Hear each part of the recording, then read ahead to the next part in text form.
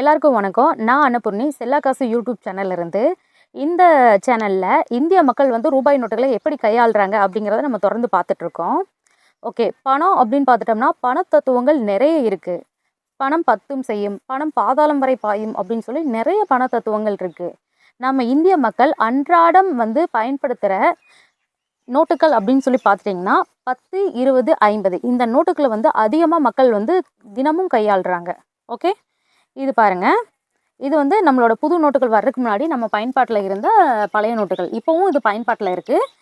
இந்த புது நோட்டும் பயன்பாட்டில் இருக்குது, இந்த பயன்பாட்டில் இருக்குது.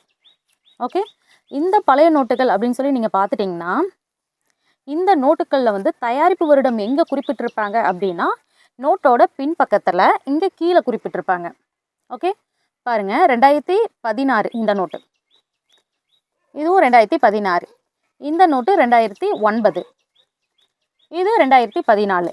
நம்ம பொதுவாக ஒரு பணத்தால் கையில் வாங்கும்போது நம்ம என்ன பண்ணுவோம் அப்படின்னா அந்த நோட்டை வாங்கி 2ஆக மடிச்சிருவோம். அதோடு விடுவோமா? இல்லை, மறுபடியும் 4ஆக மடிப்போம். இப்படியே நாளடைவில் அந்த நோட்டு என்ன ஆகும் அப்படின்னா அந்த மடிப்புகள் ஏற்படுற இடத்துல அந்த நோட்டு வந்து ரொம்ப பலவீனம் அடைஞ்சு இந்த மாதிரி கிளியிற மாதிரி ஆகிடும். ஓகே, நம்ம தயாரிப்பு வருடம் எங்கே இருந்துச்சு? இந்த இடத்துல. ஸோ இது பாருங்கள், 2014. அந்த தயாரிப்பு வருடம் இருக்கிற அந்த இடத்துல நம்ம இப்படி ஃபோல்ட் பண்ணும்போது நாளடைவில் அந்த வருடம் வந்து நம்மளுக்கு தெரியாமலே போயிடும். ஓகே, இப்போ நம்மளோட புது நோட்டுகளில் பார்த்துட்டோம்னா தயாரிப்பு வருடத்தை எங்கே குறிப்பிட்டிருக்காங்க அப்படின்னா பின்பக்கத்தில் இங்கே சைடில் குறிப்பிட்டிருக்காங்க. ஓகே, பொதுவாக நம்ம எல்லாருமே நம்ம பழக்கம் வந்து அதுதான். இந்த நோட்டை வாங்கினதுமே 2ஆக மடிக்கிறது, 4ஆக மடிக்கிறது. இன்னும் குழந்தைங்க கையிலெல்லாம் கொடுத்தீங்கன்னா இன்னும் சுருட்டிடுவாங்க. குழந்தைங்க மட்டும் இல்லை, சில மக்கள் அப்படி தான் பண்ணுறாங்க, சுருட்டிடுவாங்க. ஓகே, இப்படி பண்ணும்போது இதோட பயன்பாடு, இதோட ஆயுட்காலம் வந்து குறையும். ஓகே, 10 ரூபா நோட்டுகள் பார்த்தாச்சு.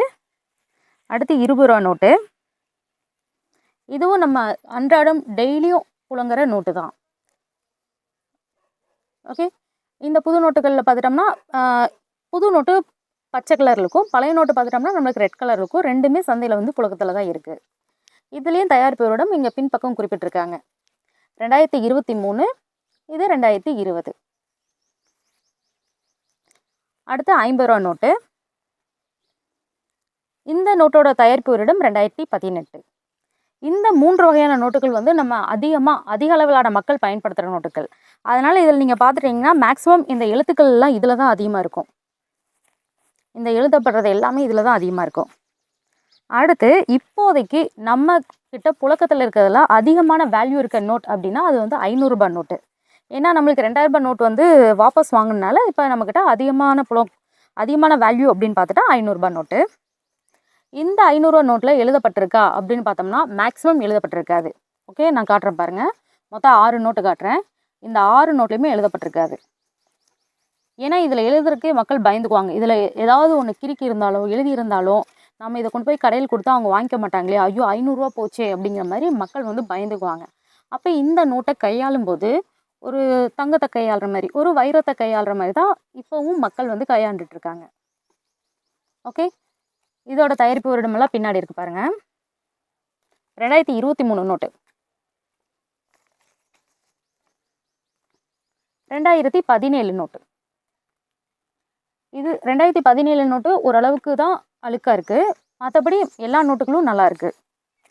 இதே வந்து பாருங்களேன், இந்த 10 ரூபாயிலலாம் பார்த்துட்டோம்னா இது பாருங்கள் 2021, இது எவ்வளோ அழுக்காக இருக்குது. இது அதிகமான புழக்கத்தில் இருக்கிறது.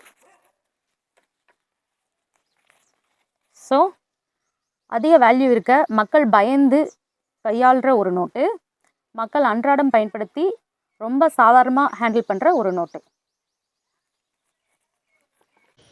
நம்மளால் முடிஞ்ச வரைக்கும் ரூபாய் நோட்டுகளை நம்ம மடக்காமல் ஃபோல்டு பண்ணாமல் இருக்கிற பட்சத்தில் அதோட ஆயுட்காலம் அதிகமாகும். ஏன்னா இந்த வீடியோவில் நீங்களே பார்த்துருப்பீங்க 2017 நோட்டுகள்லாம் எந்த அளவுக்கு டேமேஜாக இருக்குதுன்னு சொல்லி. முயற்சி பண்ணி பார்க்கலாம். நன்றி.